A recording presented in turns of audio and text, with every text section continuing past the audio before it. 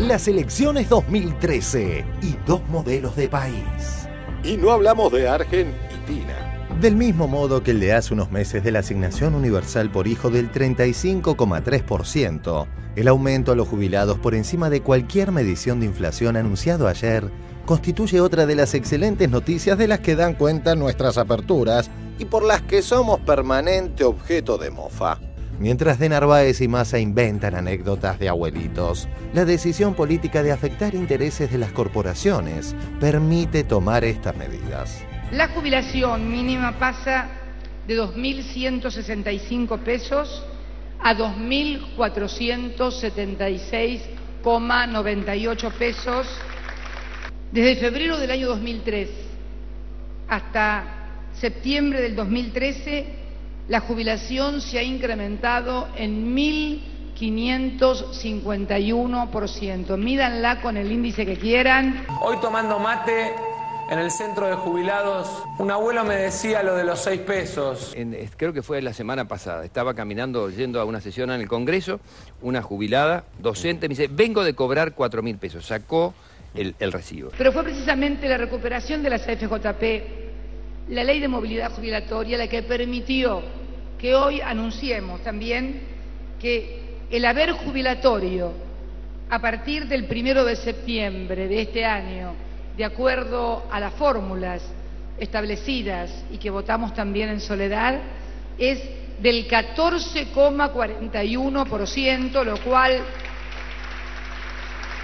lo cual con el aumento que ya se dio este año, de acuerdo a la ley, las jubilaciones de los argentinos han aumentado este año en 31,78%.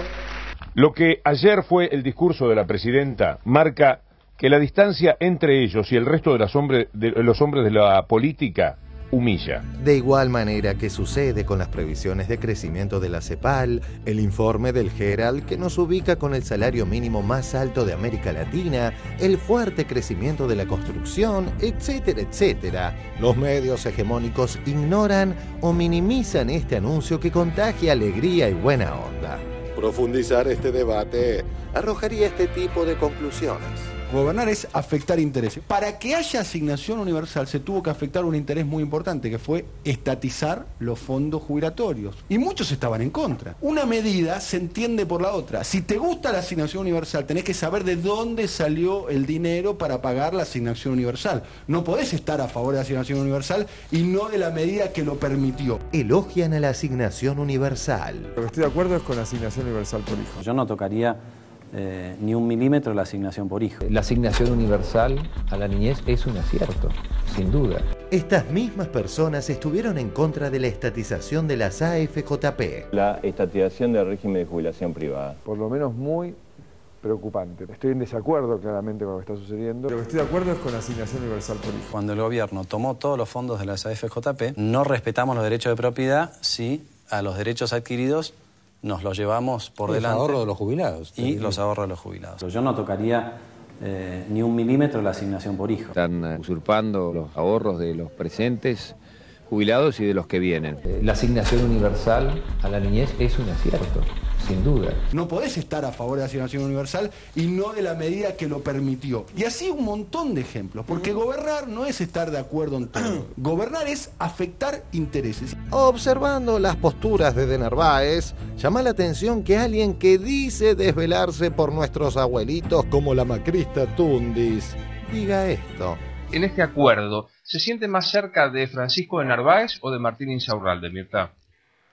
No, de Francisco Narváez, de Francisco. Obviamente. No, de Francisco Narváez, obviamente. Te pegaron un poco en 678, sí, en los medios kirchneristas. ¿Cómo llevas eso? Ya pasé unas cuantas, como bien lo numeraste vos, con 678 en los medios oficialistas, en decir que uno se acerca más a fulano que a mengano. Cuando dijiste que eran más cercanos a de Narváez que a Cristina. Claro, porque en realidad en ese momento la pregunta en ideología o en actitudes o en proyectos, a quién me sentían más cercano. No me gustan los modos ni la forma de este gobierno. Y de Narváez me gustan algunos proyectos que por ahí podía haber planteado, pero no estoy ni con uno ni con el otro. No, de Francisco Narváez, obviamente. Ya que hablamos de aumentos a los jubilados, asignación por hijo y ampliación de derechos, en el marco de sus muy obsecuentes preguntas a Massa, Tenenbaum pretendió agraviar al vicepresidente Vudú, cuando la historia reciente muestra las conductas de uno y de otro. ¿Vos sos el culpable de Vudú?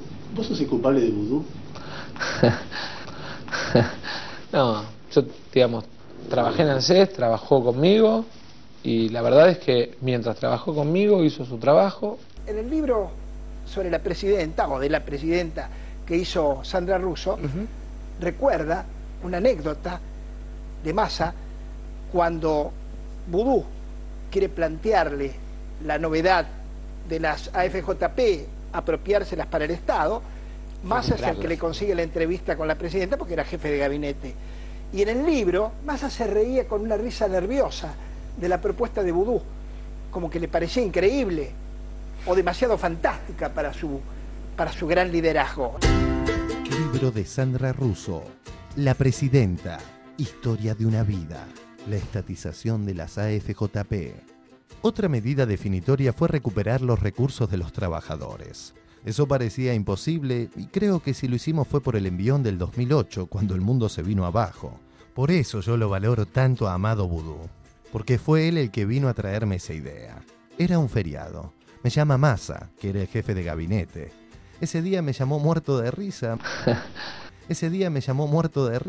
Me decía que estaba con Amado, que Amado se había vuelto loco y que querían comentarme una idea. Bueno, le dije, vengan. Fuimos a la jefatura de gabinete. Sí, era feriado porque llegaron de Sport. Llegan los dos, Amado me dice mientras Massa se sigue riendo. Presidenta, el mundo no va a volver a ser lo que fue. Tenemos que ir por las AFJP. Le pregunté cómo sería y empezó a desplegar hojas y hojas, a explicarme. Massa muerto de risa. Le dije a Amado, me gusta, pero llamemos a Kirchner a ver qué opina. Y ahí mismo lo llamamos y le pedimos que fuera a la jefatura. Estábamos sentados en mi escritorio. Néstor vino y se paró detrás en el medio y Amado volvió a desplegar las hojas y a explicar el proyecto. En ese momento el Estado estaba pagando el 60% para que las AFJP cumplieran con el pago de las jubilaciones mínimas. Nunca me voy a olvidar ese momento. Néstor escuchó todo en silencio y cuando Amado terminó de hablar, no dijo nada. Primero le extendió la mano y mientras se la estrechaba le dijo, estoy totalmente de acuerdo. Y si a conquistas sociales nos referimos, en la disputa por mostrarse, aunque sea un poquito peronistas, de Narváez y Massa no se dan tregua. ¿Néstor o Perón? Perón, sin duda. Yo he visto malos que se han vuelto buenos, pero no he visto jamás un bruto volverse inteligente. ¿Qué puede haber sido? He visto muchos malos que se han vuelto buenos. No he visto jamás un bruto que se haya vuelto inteligente.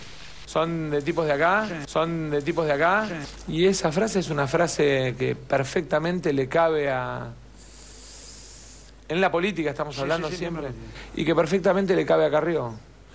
Sin embargo es del general Perón. Bueno, tenía 15 años. ¿Néstor o Perón? Perón, sin duda. No, perfectamente le cabe a Carrió. Sin embargo es del general Perón. Bueno, tenía 15 años. No había nacido. Dale. Te vi entregándole un traje de Perón a Hugo Moyano. El traje de Perón. El traje de Perón. Sí. Con ese traje militar, ¿no? Con ese traje militar, Perón, que es el único presidente que fue electo 3 veces, juró su tercera presidencia y se lo regalé o se lo obsequié porque lo había comprado en un remate en Italia. Estas equivocaciones de Massa se explican cuando comprobamos que su biblioteca no está demasiado llena, ¿no? Estamos ahora en las oficinas céntricas de Sergio Massa.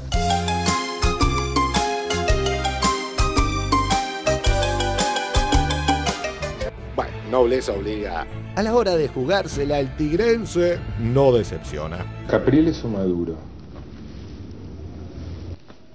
Me parece que eso lo tienen que contestar los venezolanos.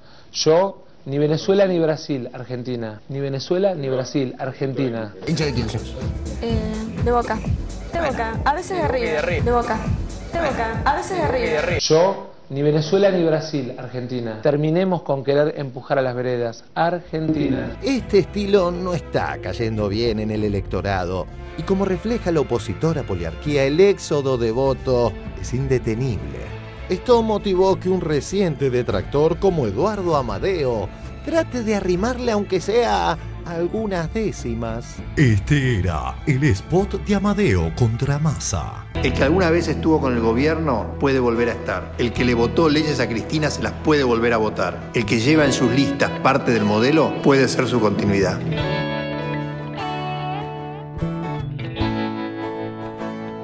Eduardo Amadeo, Alianza Compromiso Federal es posible. Y ahora... Eduardo Amadeo, que tenía una candidatura propia de la que se baja para sumarse a Massa. Eduardo Amadeo, buen día, ¿cómo está, amigo? Muy bien, gracias, Ari, buen día. Bueno, se bajó del caballo. En los últimos días hemos visto un cierto repunte del candidato Insaurralde y yo creo que es necesario ayudar a aquel que puede efectivamente ganar esta elección y ganar la definitiva, y por eso le ofrecí a Sergio Massa la posibilidad de acompañarlo ya no como candidato a diputado, sino en su equipo de campaña, y el hecho de que yo vaya a trabajar con él creo que es una señal, porque yo no voy a rifar toda mi historia. El que alguna vez estuvo con el gobierno puede volver a estar. Le ofrecí a Sergio Massa la posibilidad de acompañarlo, porque yo no voy a rifar toda mi historia. Y hace 15 días... Amadeo, si llegara el caso y la elección fuese muy reñida y viniera más y te pidiese: Eduardo, sacaste 4 o 5 puntos, esos 4 o 5 puntos, si vos no jugás, me vienen a mí, es la forma de ganarle al kirchnerismo. ¿Vos qué harías? No, yo me mantengo en lo mío porque yo creo que es necesario que haya gente que se ponga en una posición dura, aunque seamos 3 o 4. Le ofrecí a Sergio Massa la posibilidad de acompañarlo. Si mañana yo tuviera que resignar mis votos, yo no los resignaría y entraría al Congreso para mantener la posición que he tenido durante estos años. Le ofrecí a Sergio Massa la posibilidad de acompañarlo. Volviendo al fondo, al de las cosas y no al que pretende volver el JP Morgan Pratt Guy. Sin duda, acordar con el fondo. El contraste entre dichos y hechos aquí se revela en forma demoledora.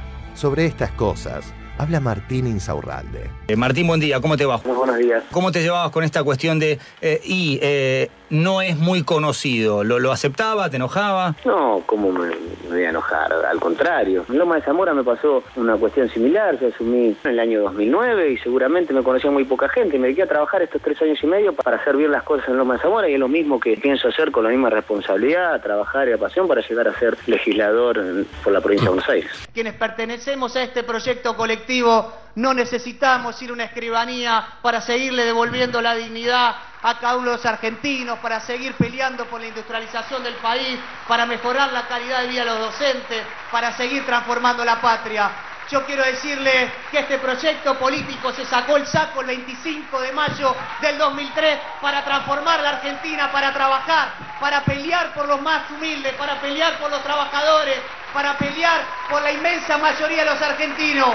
Queremos un proyecto político lleno de amor, de solidaridad, para seguir transformando. Cuenten conmigo de corazón, con Juliana y con nuestros candidatos. Nos vamos a romper el alma para seguir transformando la Argentina.